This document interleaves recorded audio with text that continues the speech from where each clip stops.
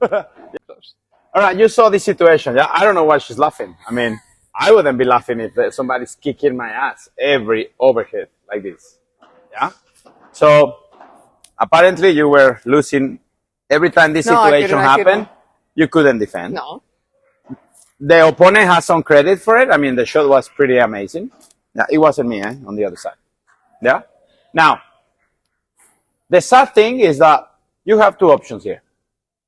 You can continue with the same pattern, as in, okay, I do the lob, let's see if this time I can defend it, and again, boom, kicks your ass.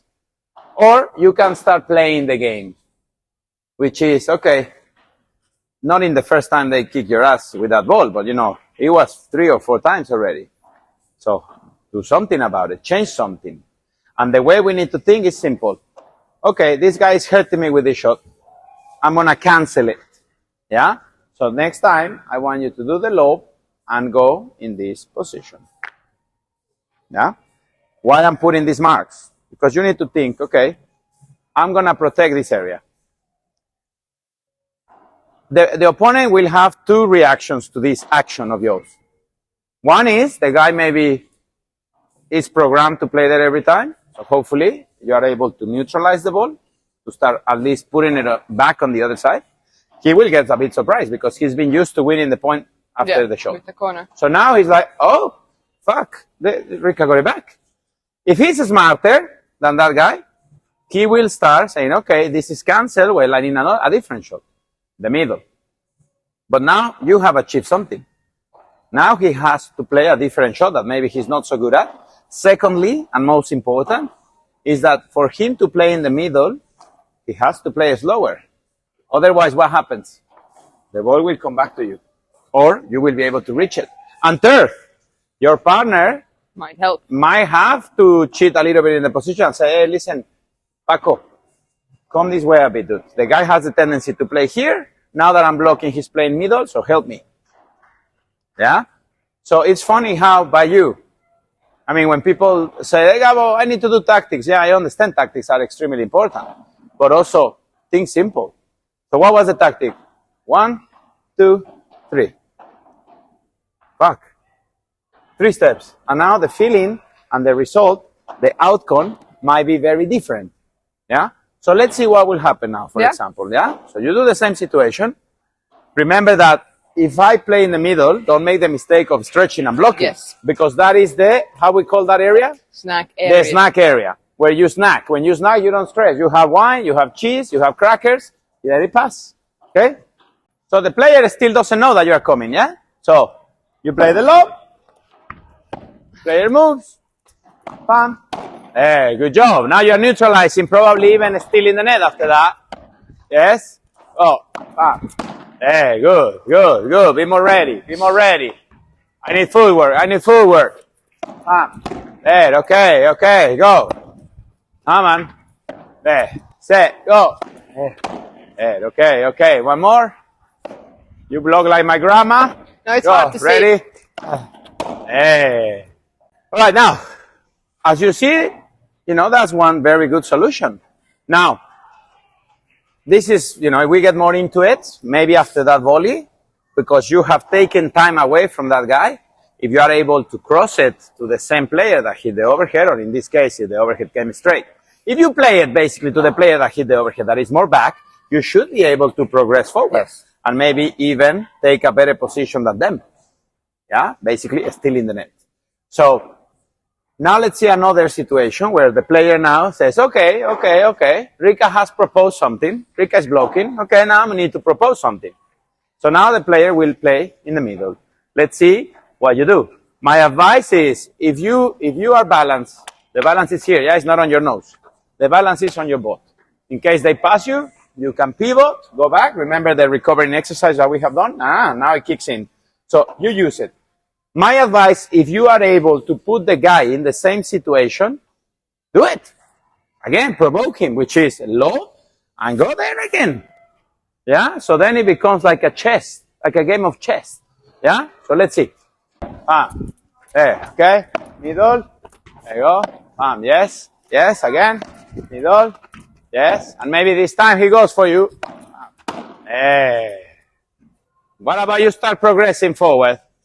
So people see what you are supposed to do after that volley. Ready? Back up. You start with the lob. Oh.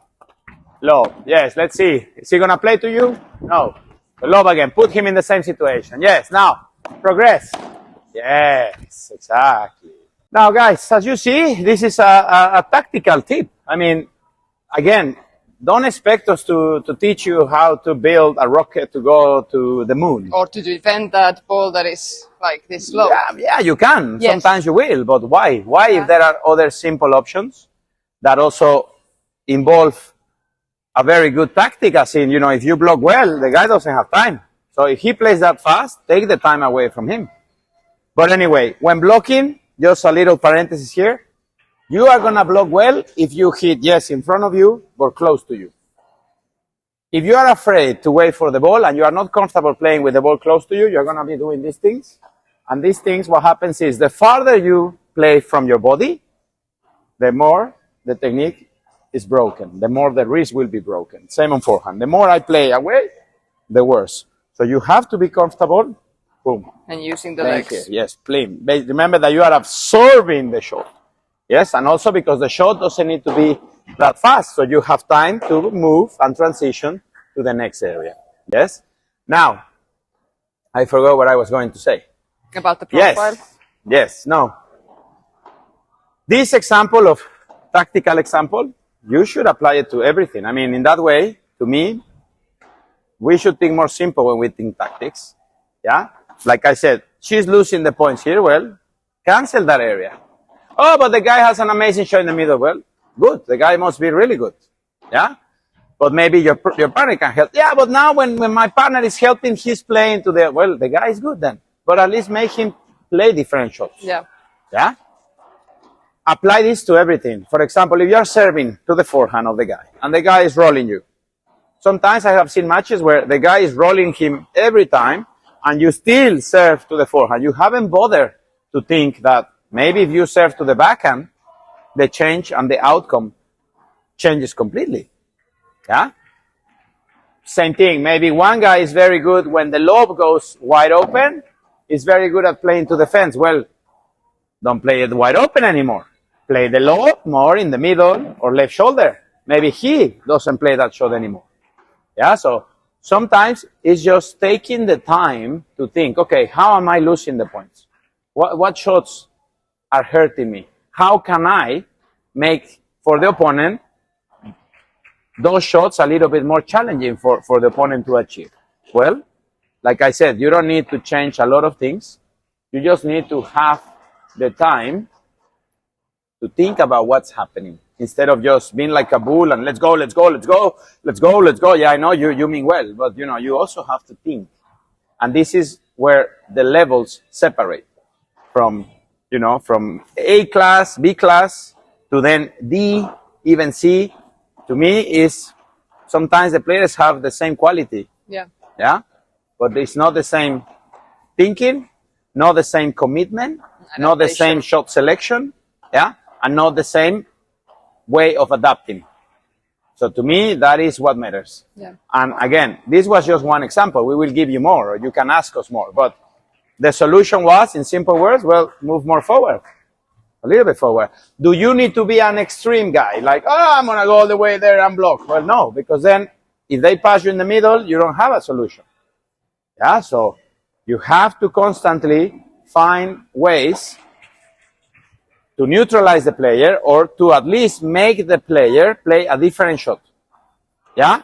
Try to cancel the shots that they like and make them play with shots that they don't like. Yeah? Then if they execute well those as well, well, you are playing a good player in front of you. Yeah. Okay? Anyway, keep it tasty.